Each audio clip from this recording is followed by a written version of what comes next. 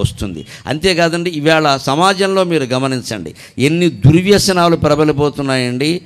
మన వాళ్ళు మద్యపానం దాటేసి డ్రగ్స్లోకి వెళ్ళిపోయారమ్మ, మత్తు మందుల్లోకి వెళ్ళిపోయారు. మద్యపానం చేసేవాడు ఇప్పుడు చాలా పాతవాడి కింద లెక్క, పాశ్చంతగా పచ్చడి. ఇంకా తాగుతున్నావా, అప్పుడే డ్రగ్స్ మొదలెట్టలేదా, నేను మొదలెట్టేశాను అప్పుడే అనేవాళ్ళు తయారయ్యారు. వీళ్ళు మద్యపానం సమస్య కాదండి, మత్తు మందులు సమస్య, గంజాయి సమస్య.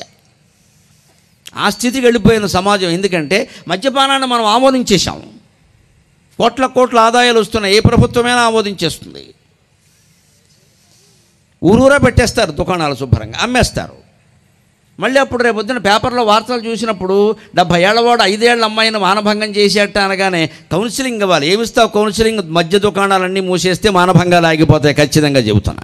మద్యం ఆగిపోతే మానభంగం ఉండదు దేశంలో. చప్పట్లు కొట్టలేరు మీరు, మీకు ఎవరికి నచ్చదు ఈ మాట. ఎందుకంటే మనమే సారా వ్యాపారం కదా, మన వ్యాపారాలు దెబ్బతింటే ఎందుకు కొడతాం? బాగా జనం తాగి చెడిపోతే మనకు ఆనందంగా ఉంటుంది. అటు చెడిపోతే మనకే, మన కూతురు పెళ్ళికి 3 కోట్లు ఖర్చు పెట్టాం. ఎందుకంటే సారా వ్యాపారం చేసేవాళ్ళలోనే రావాలి ఈ మార్పు.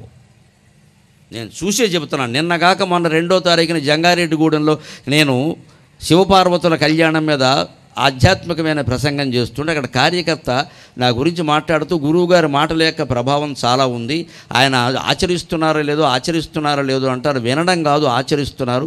దానికి ఉదాహరణ నేను ఇప్పుడే రుజువు చేస్తాను. మద్యపానం గురించి గురువుగారు వేసినటువంటి చురకలు బాగా పట్టి ఒక పెద్ద మనిషి ఆయనకు వచ్చే కోట్ల రూపాయల ఆదాయాన్ని వదిలేసి మద్యపానం వ్యాపారం మానేశాడు అని చెప్పాడంటే నేను సాధారణంగా కార్యకర్తలు ఏదో కొంత అతిశయోక్తిగా మాట్లాడుతూ ఉంటారు. మేము వెనకాల అనుకుంటూ ఉంటాం, ఆయన ఏదో పొగుడుతున్నాడులే అని మేము గర్వం రాకుండా నమశివాయ అనుకుంటూ ఉంటాం మనస్సులో. ఆయన ఏదో అంటున్నాడులే లేదు, ఆ వ్యక్తి ఇక్కడే ఉన్నాడు అన్నాడు కార్యకర్త. ఆయన అందరిలోంచి లేచి వచ్చాడు. నిజమే అన్నాడు. నేను సరదాగా అడిగాను, బాబు మీకు ఎంత వస్తుంది ఆదాయం అన్నాను. ఒక ఏడాదికి ఆయన వాటా కింద 2 కోట్లు వస్తుందిటమ్మా, 5గురు వాటా, అది అంటే 10 కోట్ల ఆదాయం. లాభాలు అన్ని ఖర్చులు పోను లాభాలు ఏడాదికి 10 కోట్లు. అందులో ఆయన వాటా 2 కోట్లు. 2 కోట్లు పోయినా మంచిదే, ఇంతమందికి జబ్బు తెప్పించేది నాకు డబ్బు అవసరమా అని మీ మాటల వల్ల నేను గ్రహించుకున్నానండి, మానేశాను అంటే అతను నాకు దండం పెట్టకముందే నేను ఆయనకి దండం పెట్టాను. చాలయ్యా, నేను కోరుకునేది ఇదే.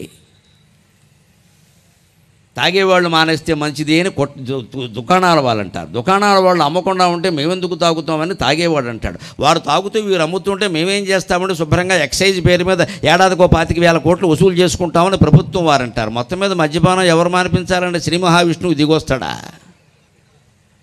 దుర్వ్యసనాలు ఏవి మనం మానకుండా అత్యాచారాలు జరిగాయి, అనాచారాలు జరిగాయి అంటే జరగవా? తాగిన వాడికి ఏమైనా మెదడు ఉంటుందా? అది కూతురో తల్లో మనవరాలో వాడికి తెలుసా? ఇవాళ ఆ స్థాయి దాటి మత్తు మందుల స్థాయికి వెళ్ళిపోయారే.